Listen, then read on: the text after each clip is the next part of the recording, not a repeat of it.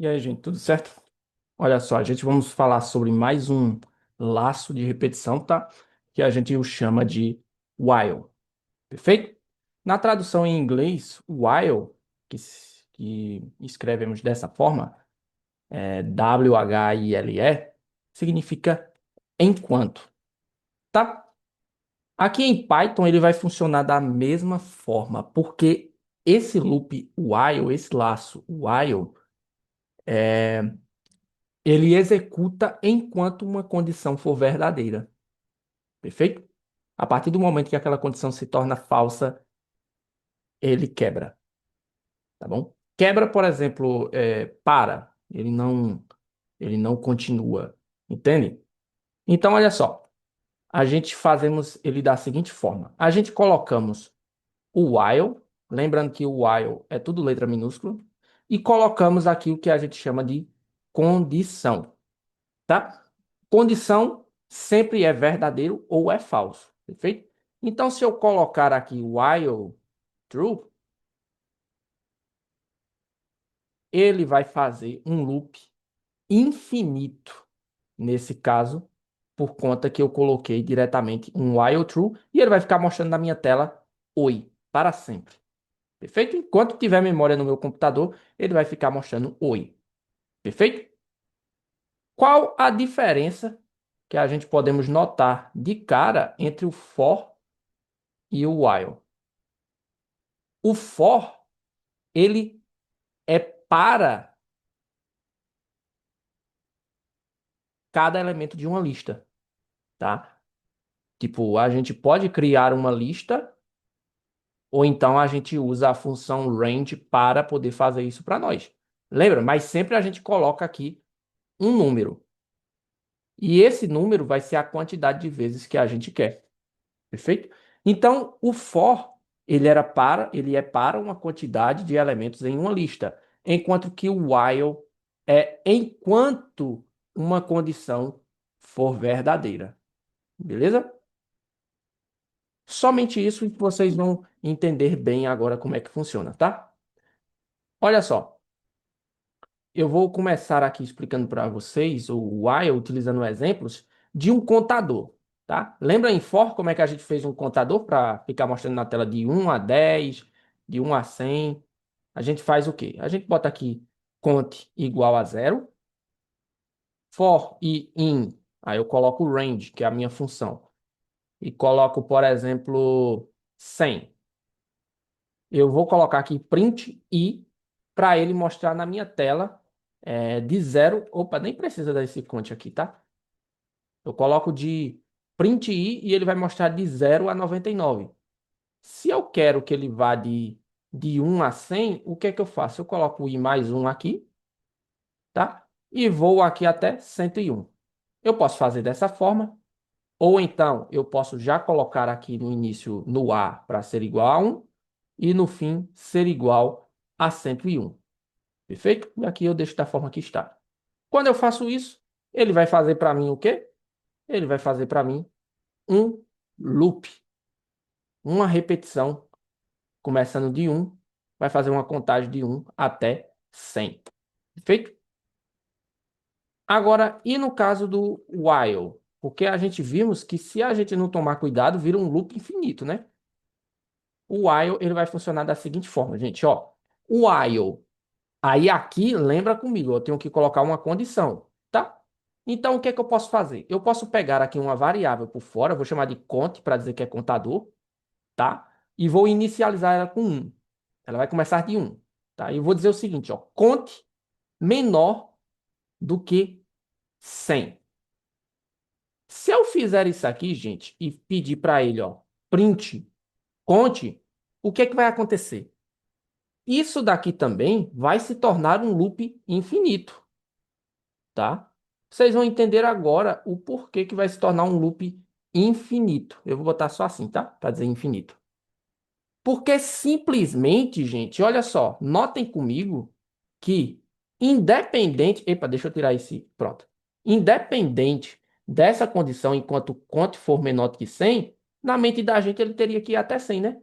Mas veja que conte, ele permanece um para sempre. Lembra dos operadores que a gente já aprendeu? Lembra, né, dos operadores? Como é que a gente faz para incrementar uma variável dessa?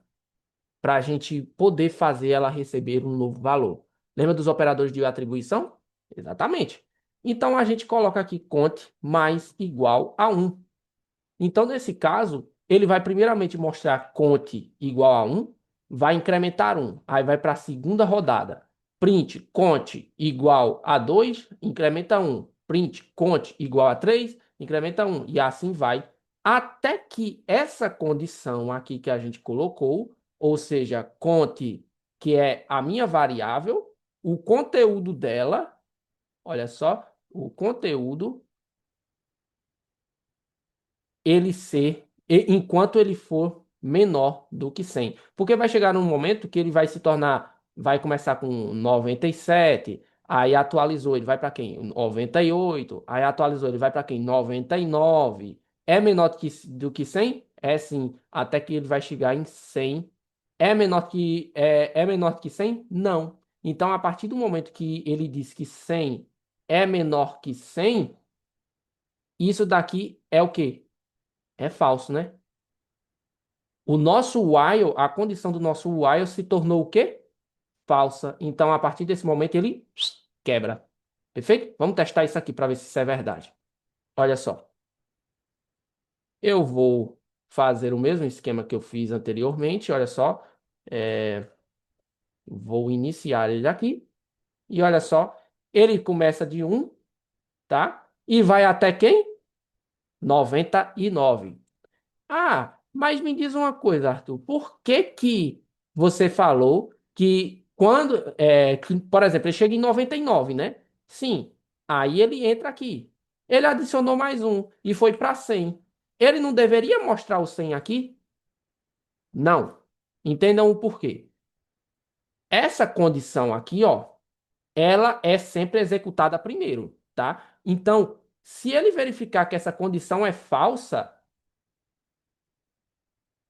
ele simplesmente ignora o conteúdo de dentro e quebra, beleza? Ele ignora, ele nem executa, tá bom? Então, olha só, se eu quero realmente ir até 100, eu preciso colocar 101 aqui? Pode ser. Tem outra forma de eu fazer? Tem. Uma melhor ainda. Ao invés de eu colocar menor, eu posso colocar menor ou igual. Porque conte vai poder ser menor ou ele vai poder ser igual a 100. Chegou igual a 100, ele mostra na tela e adiciona mais um. Mas conte é igual a 101 agora. Conte é menor que 100? Não. Conte é igual a 100? Também não. É igual a 101. Então, ele nem entra agora nessa condição. Nota comigo que isso é verdade, ó, ele vai realmente até 100. Perfeito? Então, esse aqui é o nosso queridíssimo while. E a gente podemos utilizar os operadores de atribuição para poder fazer outras coisas por aqui. Tá? A gente pode fazer várias outras coisas, como, por exemplo, o número, ele tem que ser. Vamos botar uma condição aqui? Enquanto o número for, vou dizer para ele o seguinte: ele tem que ser mod 2 igual a zero. Ele tem que ser ou par, tá? Ele tem que ser ou par, ou eu vou colocar o or aqui, e eu vou colocar aqui, por exemplo, ou cont tem que ser menor do que 10. Vamos botar isso aqui? O que é que vai acontecer aqui, gente? Ele vai mostrar cont ou não? A resposta é não. Notem comigo isso aqui, gente. Ou melhor, minto eu. A resposta vai ser sim. Por quê? Porque se vocês prestarem atenção, a primeira condição que ele vai verificar é se o conteúdo de conta é par. É par? Não, né? É ímpar, que é igual a 1. Ou, lembra do OR? O OR, as duas condições, se for verdadeira, o resultado é o quê? É verdadeiro, né? Vou botar aqui verde. Se pelo menos uma for verdadeira, também é verdadeira. Mas se as duas for falso, então toda condição é falsa. Lembra disso? Então, nesse caso aqui, ó, essa daqui é falsa. Mas conte é menor do que 10? Sim, conte é menor do que 10. Então, nesse caso aqui, o que é que vai acontecer? Vai acontecer que o nosso loop ele vai até 9. Ele vai começar de 1 e vai até 9. Notem comigo se isso não é verdade. Na verdade, ele foi até 10. Minto eu mais uma vez, porque eu acabei me esquecendo aqui dessa outra condiçãozinha aqui com vocês, tá? Essa outra condiçãozinha disse para mim que se o conte for par, ele entra também. Mas notem comigo que o conte ele pode ser ou menor que 10 ou par, beleza? Então, nesse caso aqui, por isso que ele foi até 10, tá bom? Ah, não entendi nada. Ó, gente, notem comigo que o conte começa com 1. Vamos colocar aqui, ó. 1. Beleza. 1 é par? Não, né? Mas ele é menor do que 10? Sim. Então ele entra. Vamos lá. Incrementei. 2. 2, ele é par? Sim. Ele é menor do que 10? Sim. Então também ele entra. 3, ele é par? Não. Ele é menor que 10? Sim. Então ele entra. 4, é par? Sim. É menor que 10? Sim. E assim sucessivamente até chegar em 9, por exemplo. 9, ele é par? Não. Ele é menor que 10? Sim. Então entra. 10, ele é par? Sim. Olha que beleza. Sim. Então, por esse hora aqui, ele já entra. Por conta que pelo menos uma tem que ser verdadeira para toda a sentença ser verdadeira, tá? Mas ele é menor que 10? Não. Então, nesse caso aqui, gente, o 10 entra e quando chega o 11, ele diz o seguinte: o 11 é par? Não. O 11 é menor que 11? Menor que 10? Também não. Então, nesse caso, o 11 não entra. Beleza? Explicado aí o porquê que isso aconteceu. Beleza? Outra coisinha, só para a gente encerrar. É... Eita, mas se eu estou fazendo um programa, é, uma instrução condicional, que eu quero que ele vá verificando alguma coisa, eu quero que ele fique verificando. E se determinada coisa acontecer aqui no meio, eu quero que ele pare. Eu quero que ele pare. Isso não só para o while, mas também para o for. Por exemplo, eu vou pedir o seguinte. Ó, eu vou criar um while true aqui, por exemplo. Isso aqui vai ser um loop infinito, tá? Mas eu quero que seja aqui para mim o seguinte: eu quero um input aqui, eu vou colocar um nome, tá? Nome, que ele vai colocar aqui um nome, tá? Digite seu nome e eu quero que ele coloque uma senha aqui, que eu vou também fazer a mesma coisa. Digite sua senha, tá? Então, notem comigo aqui o seguinte. Digamos que eu já tenho um nome e uma senha já pré-definida, beleza? Eu vou colocar ela, por exemplo, aqui fora, tá? Eu vou dizer assim, eu vou dizer, vou chamar de password, tá? Só para colocar em inglês. E eu vou chamar ela de admin, tá? Muito difícil essa senha. E o nome também eu vou chamar de admin. E eu vou dizer aqui dentro desse meu loop o seguinte, if, tá? If, beleza? Nome igual. Epa, eu botei nome aqui em cima. Deixa eu botar aqui user, chamar de user essa variável. Se nome da entrada, que é essa variável aqui, for igual ao conteúdo que tem dentro da variável user e senha que eu colocar for igual a password,